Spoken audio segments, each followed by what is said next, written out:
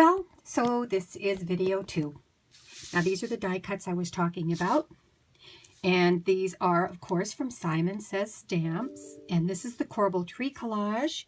And this is the corbel ornament collage. They're beautiful, beautiful die cuts. Now, what she suggests you do is that you take the Versamark and you lightly touch the raised edges all over the entire die cut. And that's what makes the impression so that you can emboss it on the cardstock. And she says to use a light hand. Well, I don't know if I even have any idea what that means because, well, I tried it and yeah, there. See, a little bit of a heavy hand. I thought, well, maybe it's my gold, so I went to white. Oh, yeah, that really worked well. See that? Yeah, a little bit too heavy of a hand. Yep. And then I decided, okay, I got to lighten up a little bit. Yeah, that, I'm still not getting it. Well, I guess I didn't get it at all because this is just the impression. I absolutely did not get even enough on there to do anything for embossing. And this one here, yeah, I still not getting it. And this one, oh boy, because sometimes she suggested running it through twice, and I ran it through twice, and it kind of cuts the paper a little bit. Well, then I tried it here, and what you do is you use that little tool that is called an anti-static powder tool.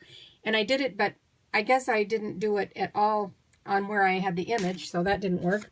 Now I'm getting a little bit better here. Oh yeah, look at that. See, it went into all of the little areas, so I thought, oh, okay, now I'm going to try a different paper.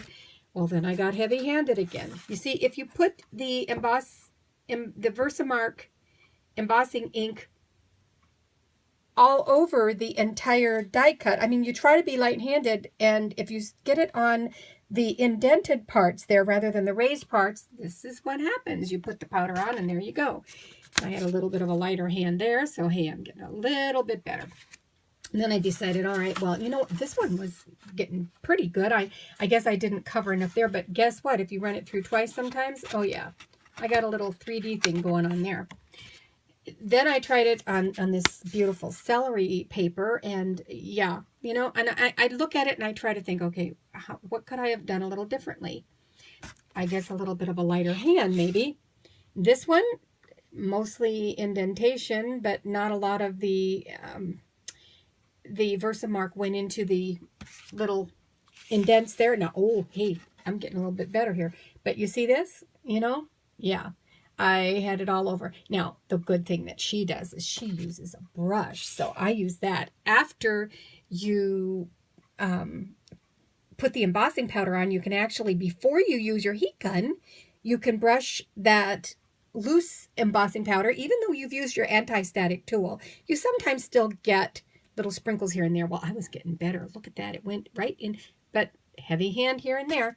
Then I decided, all right, I got to try it on the blue. Well, hello, sprinkling all over the whole paper and not brushing it off. But hey, we're getting it into those little indentations in places. Then I started getting a little bit better. And I think I finally got the hang of it, even though it's still kind of a little heavy hand. But then I realized, you know what? You paint it with the Wink of Stella or the Spectrum Noir Sparkle afterwards anyway. So I figured I'm going to try that. Well, here is the finished product that I can use. And it's, yeah, this is with the Spectrum Noir's Sparkle. And I think it did really beautiful. And then this one is with the Wink of Stella. And the thing is, I think it was too thick at the beginning or too heavy at the beginning. And it got really, but oh, doesn't it look pretty? I mean, there isn't a lot of the stuff all the way on the edges. I got all of the embossing powder off on both of these. I'm so proud of myself. Look at that. So I'm going to make a whole bunch of these for Christmas. I have a few tips for you though. First of all, make sure you use good cardstock. Don't use cheaper cardstock. You want to use some nice stuff. Don't use some that's got a white core in it. For heaven's sakes, you'll have a real problem. And don't use some that's different colors on each side. All right? Secondly, make sure your Versamark is new or it is pretty fresh. You do not want old Versamark. I tried it and it did not work at all. That was some of the problems in earlier in the earlier cards that I was trying to do here, or the earlier impressions. Also, make sure your embossing powder is good quality. Now, I will tell you, when I did one of these here with the white, this was old embossing powder, and I think that that's part of the problem there. It just stuck to the paper. I didn't even need to have any Versamark on there.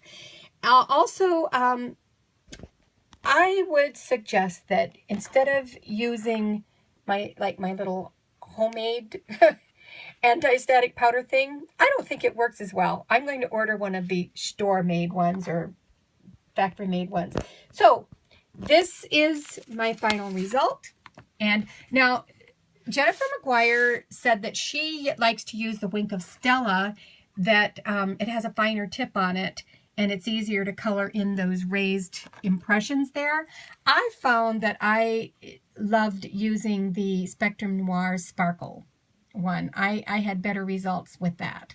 So good luck with your attempt at it. Oh, she does such a great job. But my hat is off to you, Jennifer McGuire. You are just so amazing. And I will be having some beautiful Christmas cards when I get these done tomorrow.